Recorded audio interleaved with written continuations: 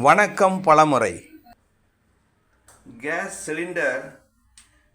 Cylinder இடத்த நம்ம check பண்ணணுங்க. இங்கே பாருங்கள், கேஸ் ஃபுல்லாக இருக்குது. நாற்றம் பார்த்தீங்கன்னா பாருங்கள், அந்த சிலிண்டருக்கு இந்த ரவுண்டு வச்சிருக்கிற இடம் ரவுண்டாக இருக்குது. இதை அப்பப்போ க்ளீன் பண்ணிக்கணும், இல்லைன்னா டைல்ஸில் அந்த கரை அப்படியே படிச்சுக்கும். அடுத்து ரெகுலேட்டரை நம்ம செக் பண்ணணும். யூஸ்வலாக நம்ம ரெகுலேட்டரை செக் பண்ணணும். இந்த ஜாயிண்ட் இருக்குது பாருங்கள், இது ஏதாவது லூஸாக இருக்கான்னு நம்ம பார்த்துக்கணும். அதே போல் இந்த டியூப்லாம் நல்ல கண்டிஷனில் இருக்கான்னு செக் பண்ணிக்கணும்.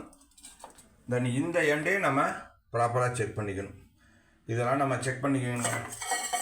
இதெல்லாம் ரொம்ப இதில் கேஸ் அடுப்பில் சிலிண்டரில் அதுக்கு வர்ற ஜாயிண்டி கேபிள் இந்த டியூப்பு இதெல்லாம் நம்ம சரியாக இருக்கான்னு நம்ம செக் பண்ணிக்கணும். அண்ட் தென் பேக் சைடு பார்த்திங்கன்னா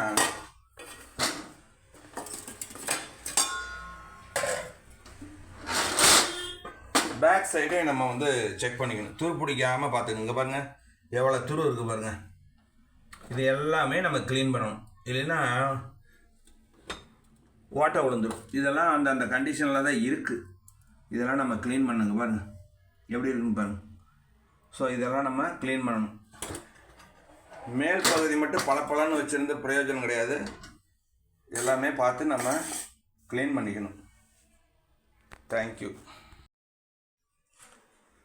கேஸ் அடுப்போட அடிப்பகுதி பாருங்கள்,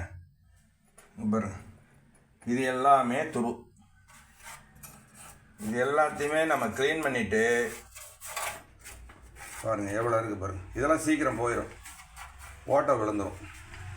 இது எல்லாமே க்ளீன் பண்ணிவிட்டு என்ன பண்ணணும்னா, தேங்காய் எண்ணெயை மந்த்லி ஒன்ஸு இதுக்கெல்லாம் தேங்காய் எண்ணெய் தடவி விடணும். அடிப்பகுதி தானே, அதனால் தேங்காய் எண்ணெயை ஒரு துணியில் நனைச்சி இதை நல்லா தடவி விடணும்.